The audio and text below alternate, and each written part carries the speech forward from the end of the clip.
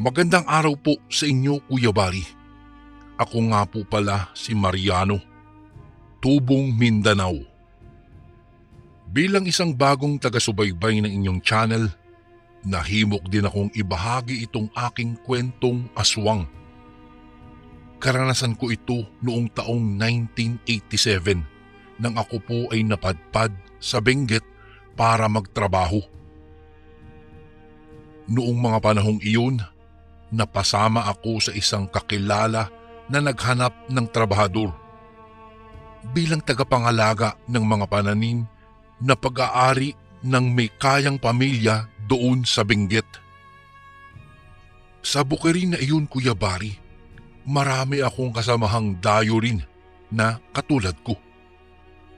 Mayroon din naman mga taga roon na katrabaho namin. Noong una ay hindi kami nagkakaintindihan, gawa ng magkaiba po kami ng mga dialektong ginagamit. Kalaunan ay unti-unti din kaming natuto sa mga salita nila. At masasabi kong naging maayos naman po ang takbo ng trabaho at samahan namin doon. Minsan may bagong trabahador na ipinasok doon na itago na lang natin sa pangalang Lucio. Kuya Bari, itong si Lucio ay tipong seryoso at tahimik lamang. Hindi siya katulad ng iba na idinadaan sa biruan at tawanan ang pagod sa paghahakot ng mga inaaning mga gulay. Bagamat ganoon din si Lucio ay hindi naman siya mahirap pakisamahan. Di nga nagtagal ay naging malapit kaming dalawa.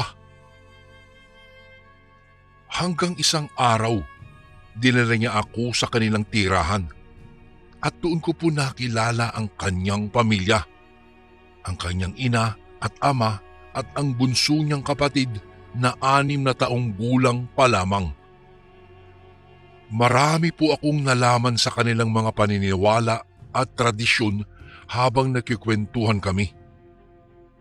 Sa pagkakataon ding iyon, nalaman kong sa kanilang bakuran lang pala nila inililibing ang kanilang mga yumaong mga mahal sa buhay. Sabi pa nga ni Lucio ay isang tradisyon at paniniwala na nilang mga taga-Benguet iyon. Para sa kanila ay nais pa nilang makasama ang kanilang mga mahal sa buhay kahit na ito ay patay na.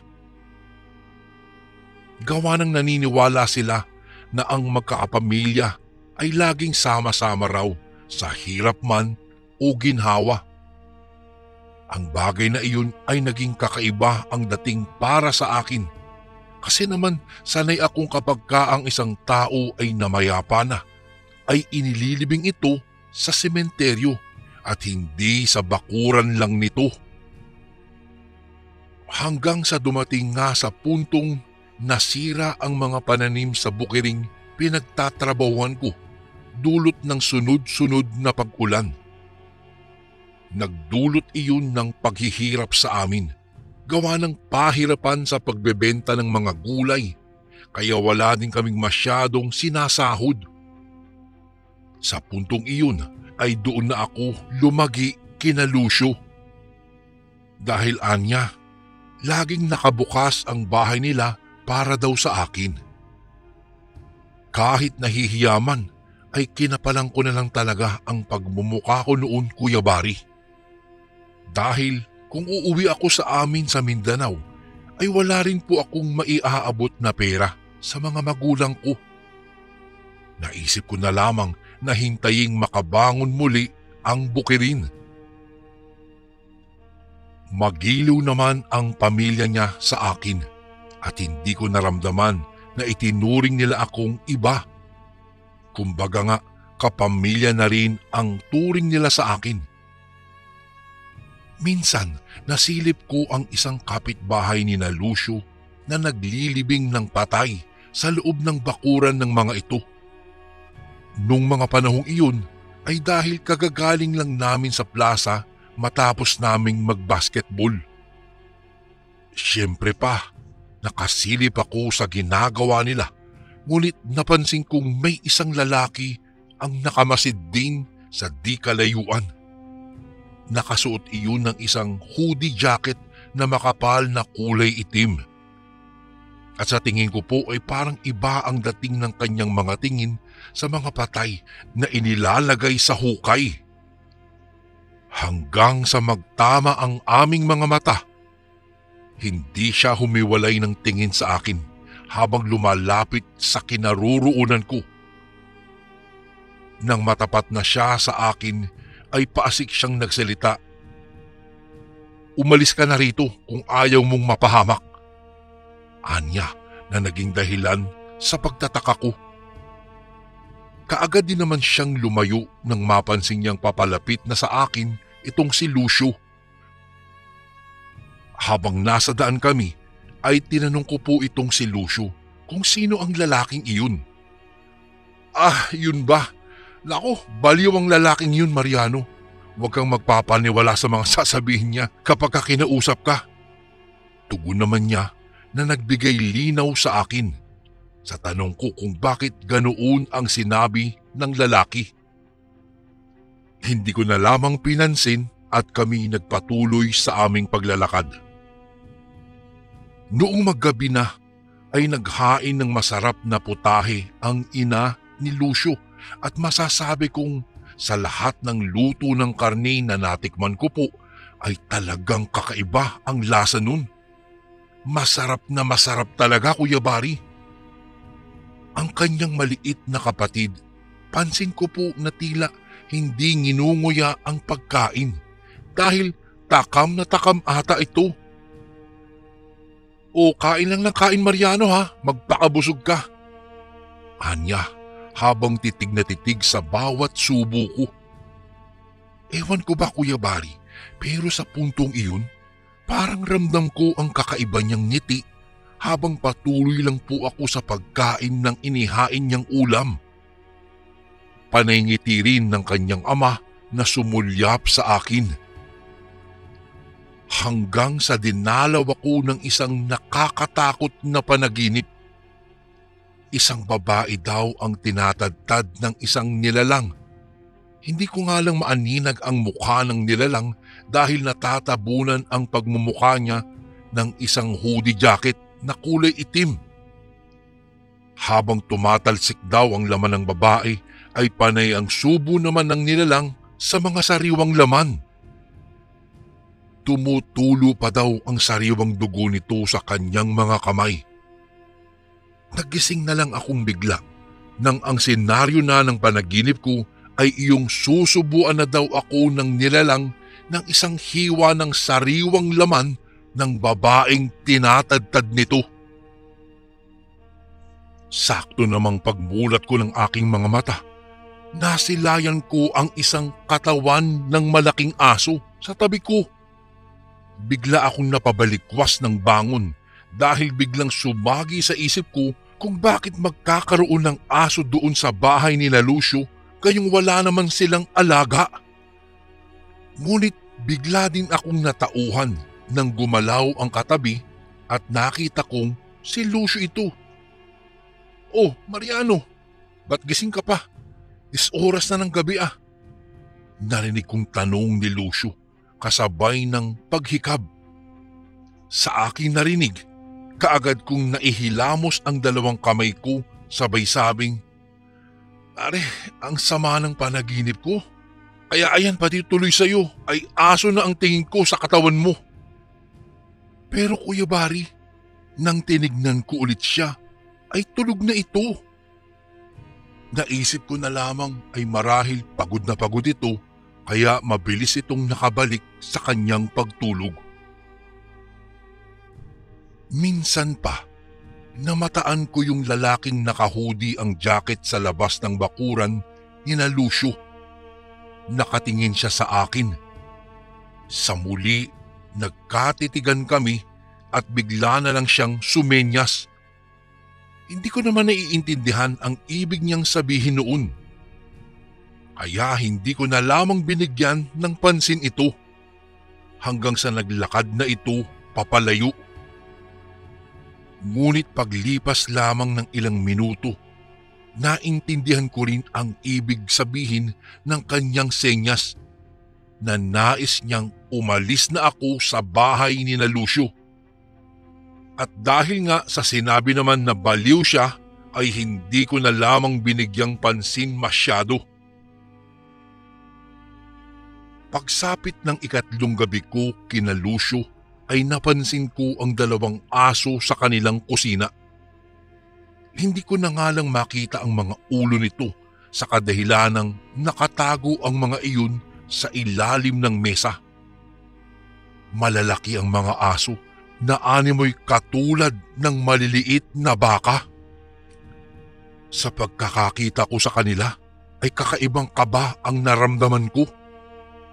Noon pa lang kasi ako nakakita ng mga asong ganoon kalaki. Napaatras sa akong bahagya, subalit tila hindi gumagalaw ang mga iyon. Pansin ko rin na walang tao sa loob ng bahay maliban sa akin. Nagtawag ako kina Lucio, ngunit wala namang sumasagot. Kaya ang ginawa ko na lamang ay bumalik na lang ako sa aming higaan at hindi na itinuloy ang pag-inom sana ng tubig. Ang akala ko ay nasa loob pa ng silid si Lucio. Natutulog kasi siya noong iniwan ko, kaya laking gulat ko nang sa pagbalik ko ay wala ito roon. Bukas na rin ang bintana sa silid niya kung saan kami natutulog. Napaupo na lamang ako sa gilid ng katre nang marinig ko ang biglang pag-alulong ng mga aso.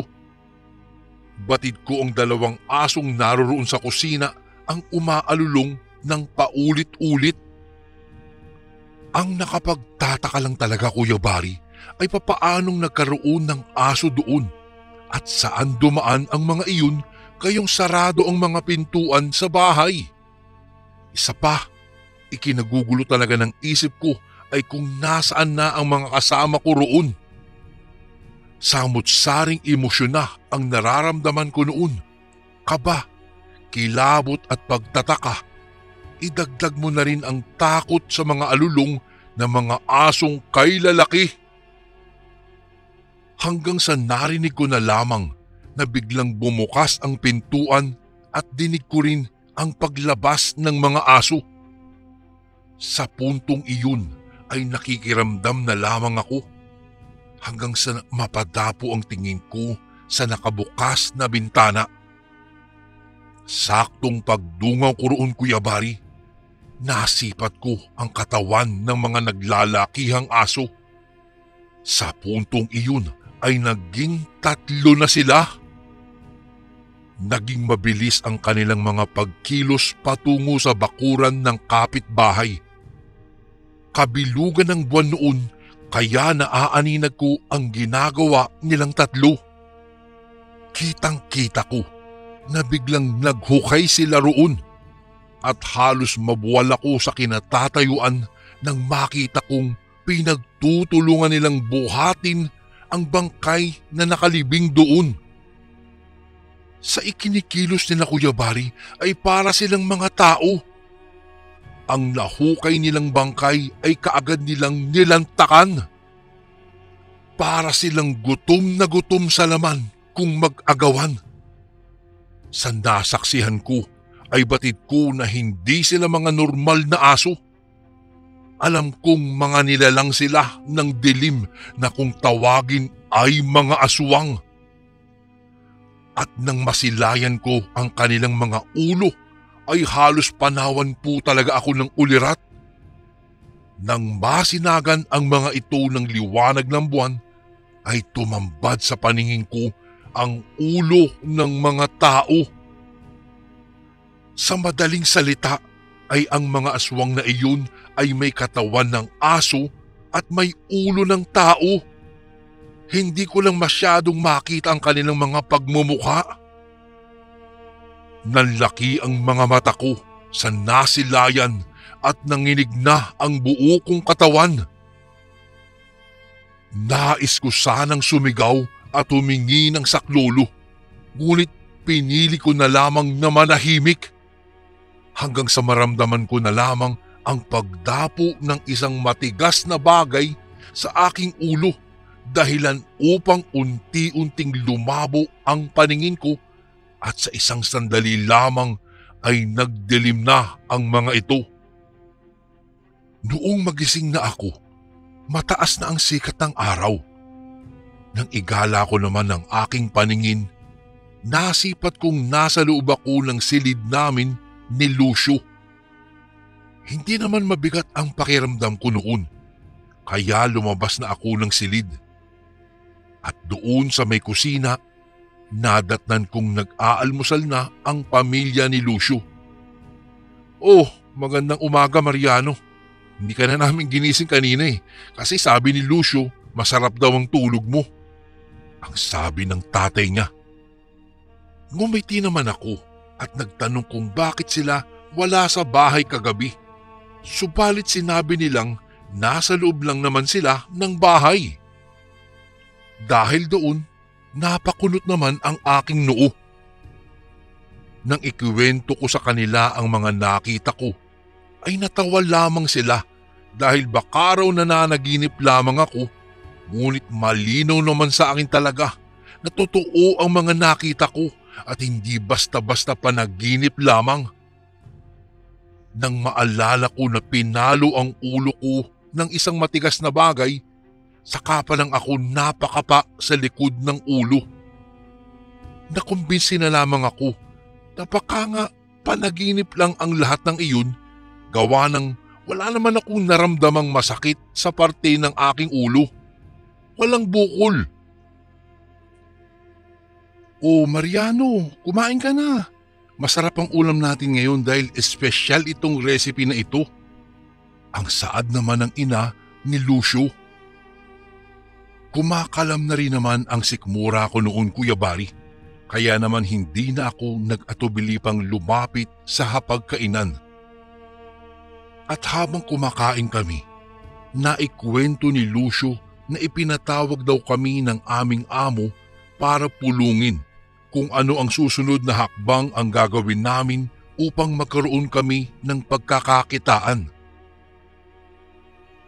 Nang papunta na akong bukirin, nabigla na lamang ako nang hinarangan ako ng lalaki na sinasabing baliw daw.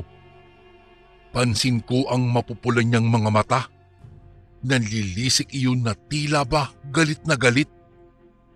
Sa ginawa naman niya ay kinabahan ako dahil anumang oras ay baka atakihin niya ako. Hindi ko pa naman kabisado ang kanyang pag-uugali. Hanggang sa lumapit sa amin ang ilang mga kalalakihan. Laking gulat ko na lamang nang pinalibutan nila ako. Sa bilang ko po ay 6 silang lahat ang nakapalibot sa akin. Kasama na roon ang baliw na lalaki. Makailang beses din akong napalunok dahil sa kaba.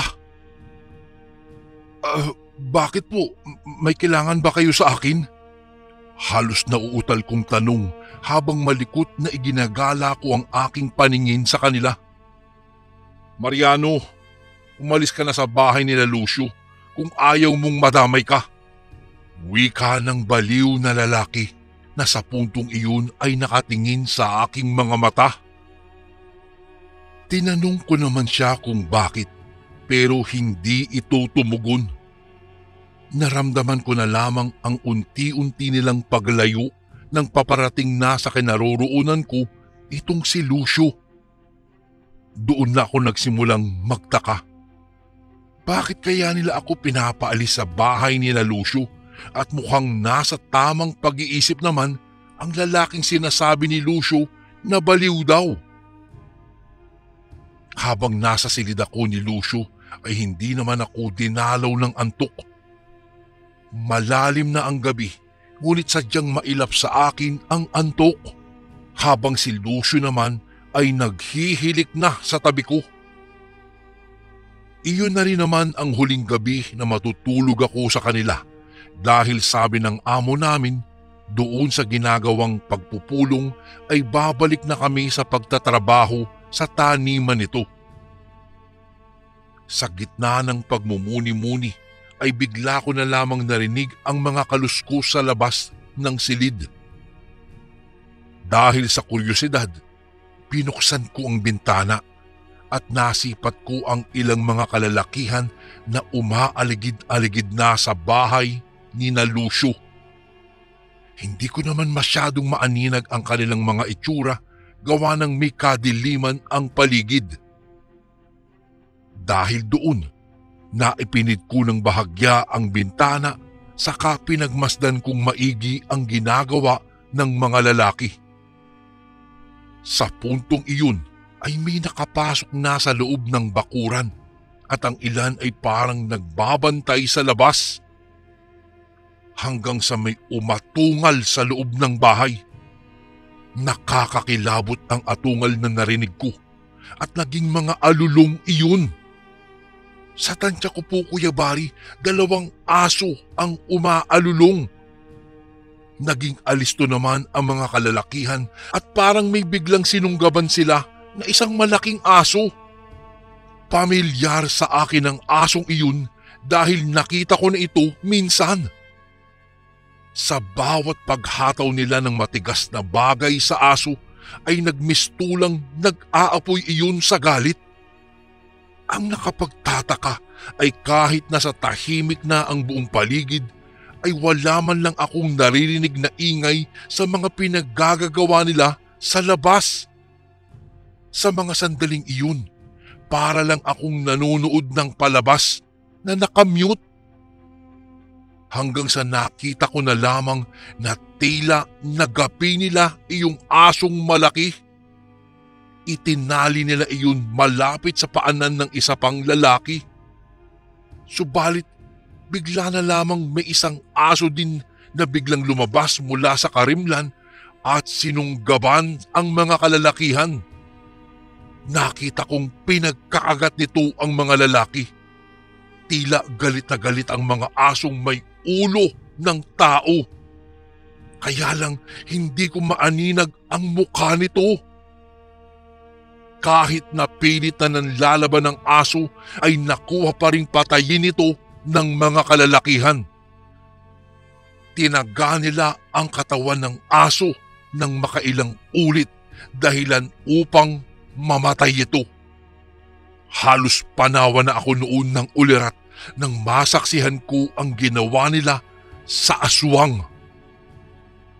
Hanggang sa narinig ko na lamang na umuungol si Lucio. Nang lingunin ko siya ay binalot ako ng matinding takot. Kinusot-kusot ko pa ang aking mga mata. Imbes na katawan kasi ng tao ang makita ko sa kanya, ay naging isang katawan ng aso ang kanyang katawan. May mahaba at matulis na buntot, habang ang kanyang ulo ay nasa anyong tao na anyo naman ni Lucio. Bigla akong nanginig noon sa sobrang tindi ng aking takot nang biglang hinawi ng halimaw na si Lucio ang tabing ng bintana at kaagad na lumundag siya paibaba. Nakita kong patungo siya doon sa mga kalalakihan at nakita kong nanlaban si Lucio sa kanila. Subalit pinaghahataw siya ng mga ito ng mga matutulis naman na sibat hanggang sa siya ay biglang nanghina dahil sa kanyang mga natamong sugat. Ngunit sa kanyang pagkakalugmok sa lupa, nakuha niya pa ring tumakas sa kanila. Siya ay mabilis na tumakbo at naglaho sa karimlan. Hinabol din siya ng kalalakihan at hinanap siya, ngunit bigo silang makita na ito. Nang tumingala ang mga kalalakihan sa aking kinaroroonan, ay malakas na kumabog ang aking dibdib. Wala po akong kasalanan sa inyo. Maawa po kayo sa akin. Ang tanging nasambit ko na lamang. Subalit tila bingi sila. Mabilis ang pagkilos ng dalawang lalaki at sa isang iglap lamang ay nasa harapan ko na sila. Hindi na ako nakapagsalita pa ng mga sandaling iyon dahil sa takot. Kaagad na sumunggab sa akin ang isang lalaki. Ang buong akala ko ay ako ang pinupuntirya nito. Ngunit laking gulat ko na lamang na may isang halimaw pala sa likuran ko. Iyon ang inatake ng lalaki. Nalaki ang aking mga mata nang masilayan ko kung sino ang halimaw na iyon na tulad ng kay Lucio ay may katawang aso rin. Ito ay ang bunso nilang kapatid. Hindi ka madadamay at masasaktan kung susundin mo ang mga sasabihin ko. Ani ng isang lalaki na nakabantay lamang sa may bungad ng bintana. Ang lalaking tinatawag na baliw ni Lucio. Dahil naman sa magkahalong takot at pangamba, ay napatango na lamang ako sa kanya at sumama sa kanila sa paglabas ng bahay. Doon sa bakuran ay tumambad sa akin ang mukha ng dalawang asong halimaw. Walang iba kung hindi ang ina at ama ni Lucio na parehong wala ng buhay. Dinala ako ng mga kalalakihan sa istasyon ng bus. Binigyan nila ako ng pera at pinaalalahanan na wag ipagsasabi sa iba ang kung anuman ang nasaksihan ko. Doon pa lang nila isinalaysay sa akin ang lahat-lahat ng lihim ng pamilya ni Lucio. Doon ko nalaman na ang pamilya pala ni Lucio ay mga aswang na may katawang aso at may ulong tao. Noong araw daw na unang beses kong nakita ang lalaki, ay nais na nilang paslangin ang mga aswang. Ngunit hindi nila magawa-gawa dahil daw sa dumating ako sa bahay ni na Lucio, kaya naghanap sila ng paraan upang mapaalis ako roon. Ngunit sadyang may katigasan daw talaga ang kukote ko, kaya ang lahat ng naganap ay nasaksihan ko. Kuya Barry, hindi ko na po naitanong pa kung ano ang pangalan ng lalaki at kung ano ang dahilan ng pagpaslang nila sa mga aswang na iyon. Dahil ang sabi niya, salot raw ang mga aswang at walang puwang dito sa mundong ibabaw. Saka pa lamang ako natauhan, Kuya Barry, na ang mga sinasabi kong panaginip ay totoo pala talagang nangyari dahil ayon sa lalaki ay may kapangyarihan daw ang mga aswang na linlangin ang sinuman.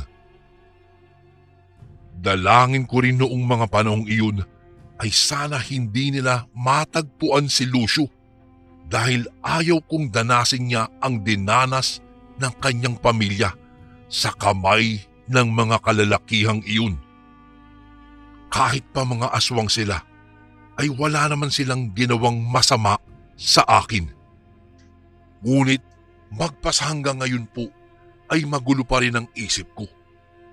Malay natin, baka mabuti lang sila sa simula, ngunit balak din pala nila akong linlangin at biktimahin kapag dumating na ang tamang oras. Nagpapasalamat na rin ako doon sa mga kalalakihan dahil nailigtas nila ako at naisalba ang aking buhay doon sa pamilya ng mga aswang sa Benguet. Dito ko na po tatapusin itong aking karanasan, Kuya Barry. Maraming salamat po sa paglaan ng oras upang basahin itong aking kwento. More power po sa Ang Sundo Horror Stories and God bless po sa lahat ng kasundong nakikinig ngayon. Lubos na gumagalang, Mariano. And again, maraming salamat po mga kasundo. Don't forget to subscribe and i-click nyo lang po yung bell na button para updated po kayo sa mga upcoming videos namin na paparating. Maraming salamat po ulit. God bless and ingat po lagi dyan. Ito po si Kuya Barry at ako ang Sundo.